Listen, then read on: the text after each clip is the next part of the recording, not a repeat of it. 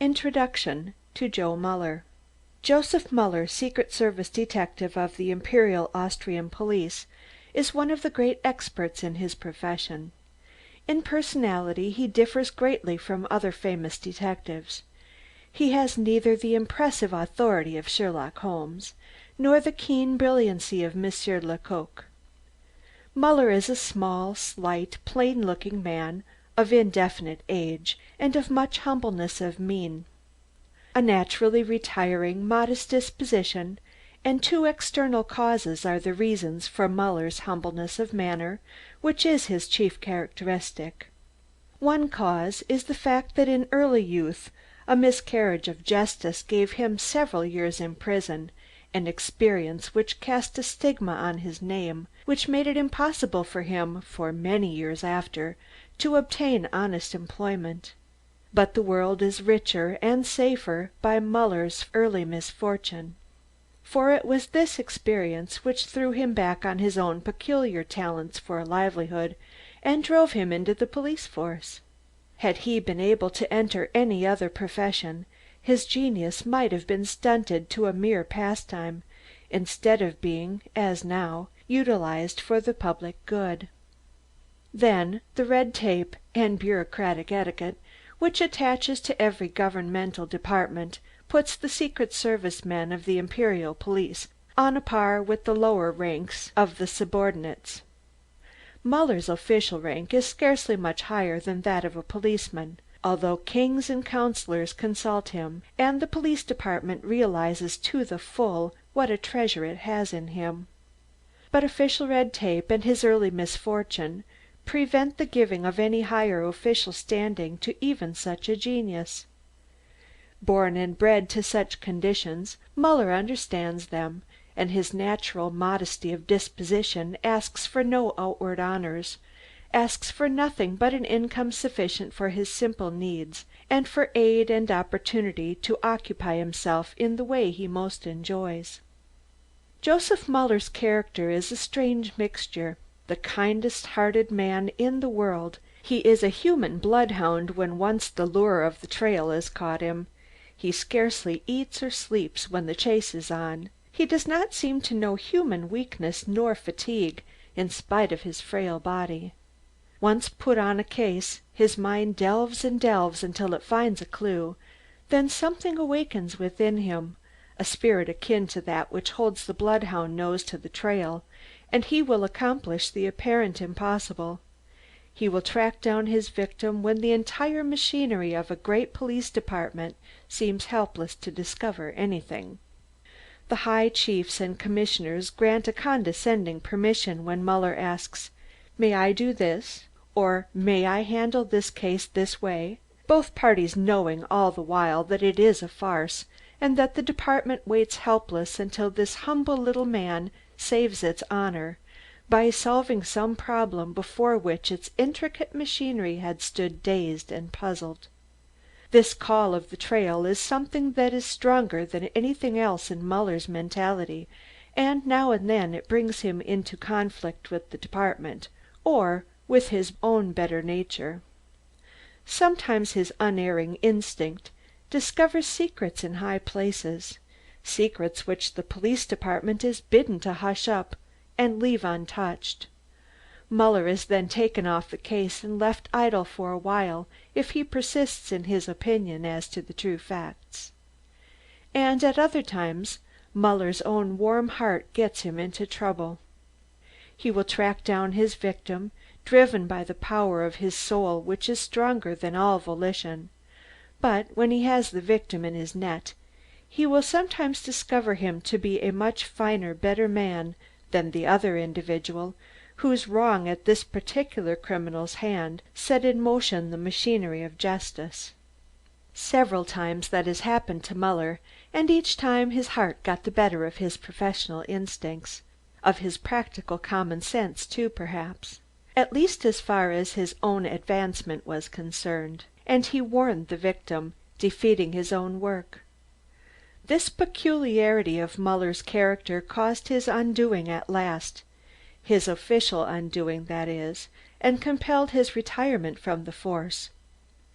but his advice is often sought unofficially by the department, and to those who know, Muller's hand can be seen in the unravelling of many a famous case.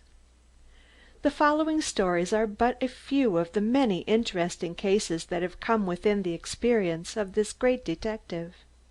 But they give a fair portrayal of Muller's peculiar method of working, his looking on himself as merely an humble member of the department, and the comedy of his acting under official orders, when the department is in reality following out his directions. End of preface. The Case of the Golden Bullet. Please, sir, there is a man outside who is asking to see you. What does he want? Asked Commissioner Horn, looking up. He says he has something to report, sir. Send him in, then. The attendant disappeared, and the commissioner looked up at the clock. It was just striking 11, but the fellow official who was to relieve him at that hour had not yet appeared. And if this should chance be a new case, he would probably be obliged to take it himself.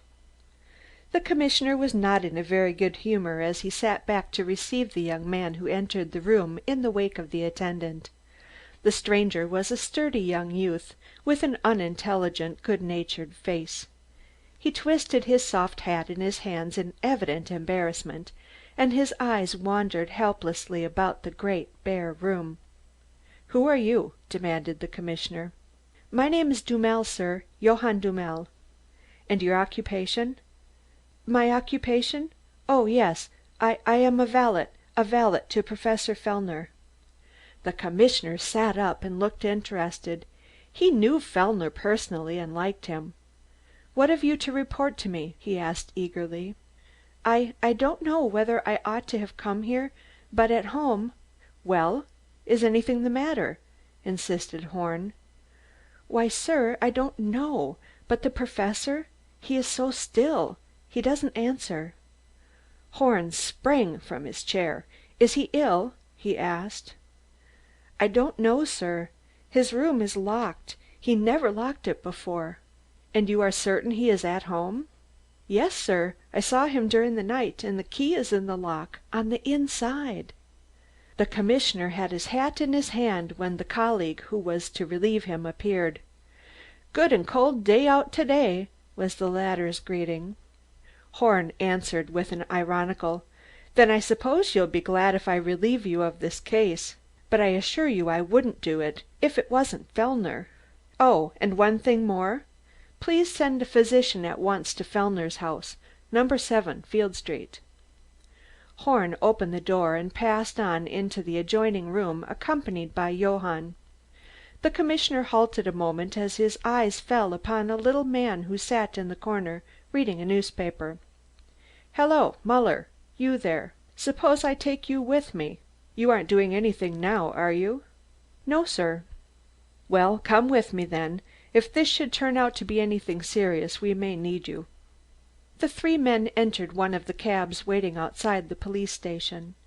As they rattled through the streets, Commissioner Horn continued his examination of the valet. "When did you last see your master?" "About 11 o'clock last evening." "Did you speak to him then?" "No, I looked through the keyhole." "Oh, indeed. Is that a habit of yours?" Dummel blushed deeply, but his eyes flashed and he looked angry. "No, it is not, sir," he growled. "I only did it this time because I was anxious about the master. He's been so worked up and nervous the last few days. Last night I went to the theatre, as I always do Saturday evenings. When I returned about 10:30 it was, I knocked on the door of his bedroom. He didn't answer, and I walked away softly so as not to disturb him in case he'd gone to sleep already. The hall was dark, and as I went through it, I saw a ray of light coming from the keyhole of the Professor's study. That surprised me, because he never worked as late as that before. I thought it over a moment, then I crept up and looked through the keyhole." "And what did you see?" "He sat at his desk, quite quiet. So I felt easy again and went off to bed." "Why didn't you go into the room?" "I didn't dare, sir. The Professor never wanted to be disturbed when he was writing." Well, and this morning?" "I got up at the usual time this morning, set the breakfast table, and then knocked at the Professor's bedroom door to waken him. He didn't answer, and I thought he might want to sleep, seeing as it was Sunday and he was up late last night. So I waited until 10 o'clock. Then I knocked again and tried the door, but it was locked. That made me uneasy, because he never locked his bedroom door before. I banged at the door and called out, but there wasn't a sound. Then I ran to the police station." Horn was evidently as alarmed as was the young valet, but Muller's cheeks were flushed and a flash of secret joy, of pleasurable expectation, brightened his deep-set gray eyes. He sat quite motionless, but every nerve in his body was alive and tingling. The humble-looking little man had become quite another and decidedly interesting person. He laid his thin, nervous hand on the carriage door. "We are not yet there," said the commissioner. "No, but it's the third house from here," replied Muller. "You know where everybody lives, don't you?" smiled Horn. "Nearly everybody," answered Muller gently, as the cab stopped before an attractive little villa surrounded by its own garden, as were most of the houses in this quiet, aristocratic part of the town. The house was 2 stories high, but the upper windows were closed and tightly curtained. This upper story was the apartment occupied by the owner of the house, who was now in Italy with his invalid wife. Otherwise the dainty little villa, built in the fashionable Nuremberg style, with heavy wooden doors and lozenged paned windows, had no occupants except Professor Fellner and his servant. With its graceful outlines and well-planned garden, the dwelling had a most attractive appearance. Opposite it was the broad avenue known as the Promenade, and beyond this were open fields. To the right and to the left were similar villas in their gardens. Dummel opened the door and the 3 men entered the house. The commissioner and the valet went first, Muller following them more slowly. His sharp eyes glanced quickly over the colored tiles of the flooring, over the white steps and the carpeted hallway beyond. Once he bent quickly and picked up something. Then he walked on with his usual quiet manner, out of which every trace of excitement had now vanished. Section 1. The winter sun seemed only to make the gloom of the dark vestibule more visible. Johann turned up the light, and Horn, who had visited the Professor several times and knew the situation of the rooms, went at once to the heavy carved and iron-trimmed door of the study.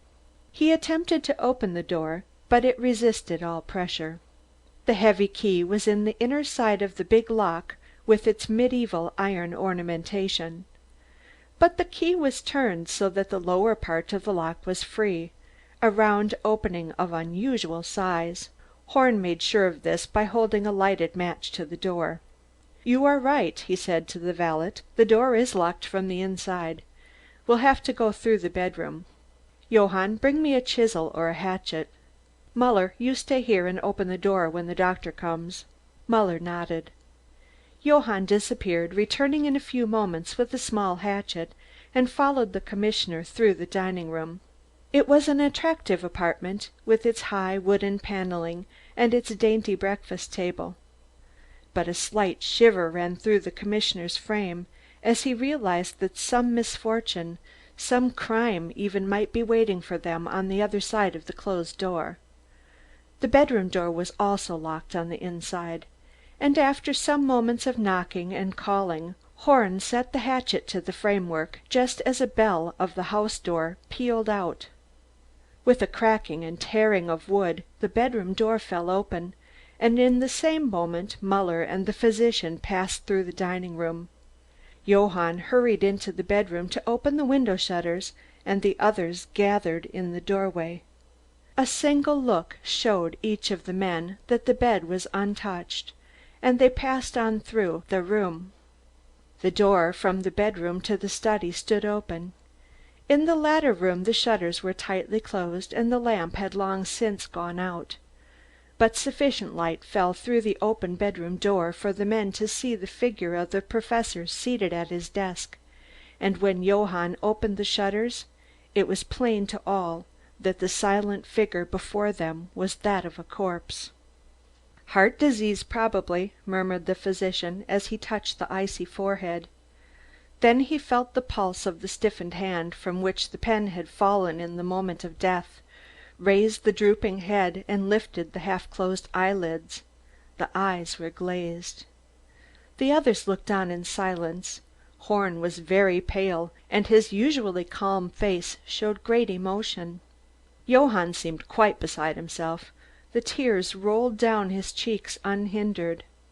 Muller stood without a sign of life. His sallow face seemed made of bronze. He was watching and listening. He seemed to hear and see what no one else could see or hear. He smiled slightly when the doctor spoke of heart disease, and his eyes fell on the revolver that lay near the dead man's hand on the desk. Then he shook his head, and then he started suddenly. Horn noticed the movement. It was in the moment when the physician raised up the sunken figure that had fallen half over the desk. "He was killed by a bullet," said Muller. "Yes, that was it," replied the doctor. With the raising of the body the dead man's waistcoat fell back into its usual position, and they could see a little round hole in his shirt. The doctor opened the shirt bosom and pointed to a little wound in the Professor's left breast. There were scarcely 3 or 4 drops of blood visible. The hemorrhage had been internal. "He must have died at once without suffering," said the physician. "He killed himself, he killed himself," murmured Johann, as if bewildered. "It's strange that he should have found time to lay down the revolver before he died," remarked Horn.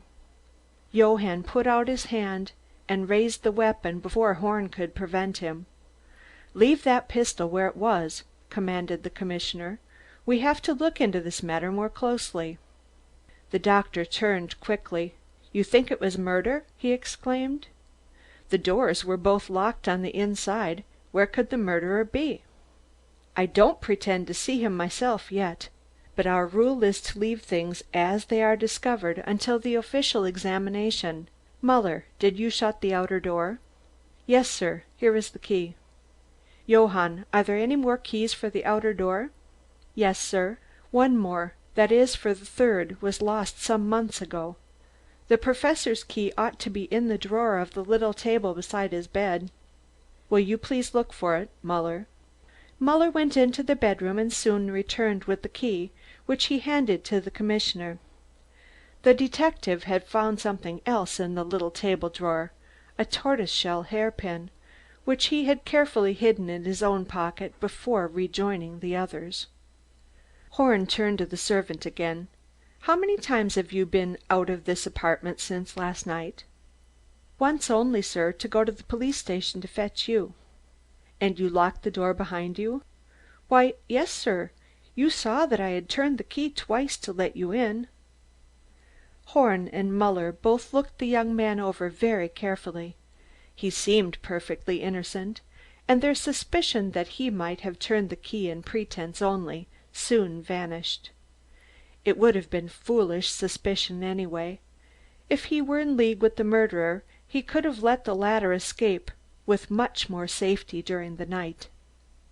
Horn let his eyes wander about the rooms again, and said slowly, "Then the murderer is still here, or else—" "Or else?" asked the doctor. "Or else we have a strange riddle to solve." Johann had laid the pistol down again. Muller stretched forth his hand and took it up. He looked at it a moment, then handed it to the commissioner. "We have to do with a murder here. There is not a shot fired from this revolver, for every chamber is still loaded, and there is no other weapon in sight," said the detective quietly. "Yes, he was murdered. This revolver is fully loaded. Let us begin the search at once." Horn was more excited than he cared to show. Johann looked about in alarm, but when he saw the others beginning to peer in every cupboard, every corner, he himself joined in the manhunt. A quarter of an hour later the four men relinquished their fruitless efforts and gathered beside the corpse again.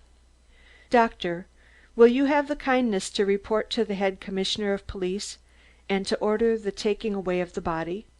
We will look about for some motive for this murder in the meantime," said Horn, as he held out his hand to the physician. Muller walked out to the door of the house with the doctor. "Do you think this valet did it?" asked the physician softly. "He? Oh dear no," replied the detective scornfully. "You think he is too stupid? But this stupidity might be feigned." "It's real enough, doctor." "But what do you think about it? You who have the gift of seeing more than other people see, even if it does bring you into disfavor with the powers that be." "Then you don't believe me yet?" "You mean about the beautiful Mrs. Kniepp? And yet I tell you I am right. It was an intentional suicide." "Muller, Muller, you must keep better watch over your imagination and your tongue. It is a dangerous thing to spread rumors about persons high in favor with the Archduke." "But you had better tell me what you think about this affair," continued the doctor, pointing back towards the room they had just left. "There's a woman in the case." "Aha, you are romancing again. Well, they won't be so sensitive about this matter. But take care that you don't make a mistake again, my dear Muller. It would be likely to cost you your position, don't forget that." The doctor left the house. Muller smiled bitterly as he closed the door behind him, and murmured to himself, "Indeed I do not forget it, and that is why I shall take this matter into my own hands. But the Kniepp case is not closed yet, by any means." When he returned to the study he saw Johann sitting quietly in a corner, shaking his head, as if trying to understand it all. Horn was bent over a sheet of writing paper which lay before the dead man. Fellner must have been busy at his desk when the bullet penetrated his heart. His hand in dying had let fall the pen, which had drawn a long black mark across the bottom of the sheet. One page of the paper was covered with small, delicate handwriting. Horn called up the detective, and together they read the following words: "Dear friend, he challenged me. Pistols. It means life or death. My enemy is very bitter. But I am not ready to die yet, and as I know that I would be the one to fall, I have refused the duel. That will help me little, for his revenge will know how to find me. I dare not be a moment without a weapon now. His threats on my refusal let me fear the worst. I have an uncanny presentiment of evil. I shall leave here tomorrow. With the excuse of having some pressing family affair to attend to, I have secured several days' leave. Of course I do not intend to return. I am hoping that you will come here and break up my establishment in my stead. I will tell you everything else when I see you. I am in a hurry now, for there is a good deal of packing to do. If anything should happen to me, you will know who it is who is responsible for my death. His name is—" Here the letter came to an abrupt close. Muller and Horn looked at each other in silence, then they turned their eyes again toward the dead man. "He was a coward," said the detective coldly, and turned away. Horn repeated mechanically, "A coward," and his eyes also looked down with a changed expression upon his handsome soft featured face, framed in curly blond hair, that lay so silent against the chair back. Many women had loved this dead man, and many men had been fond of him, for they had believed him capable and manly. Section 2